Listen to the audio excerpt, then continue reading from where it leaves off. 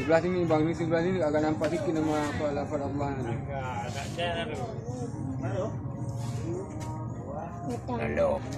Analam ru. Ni agak Analam ru. ni agak nampak ni boleh nampaknya apa.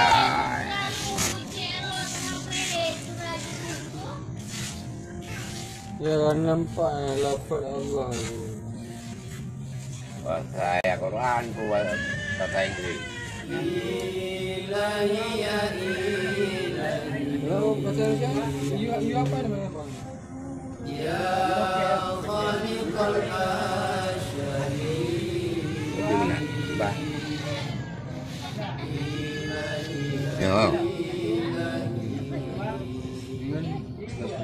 Ya khaliqal asyari.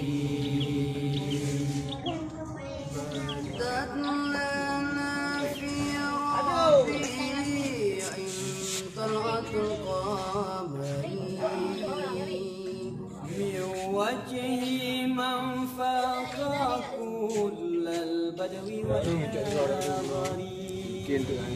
بدت لنا في ربيع طلعت قمري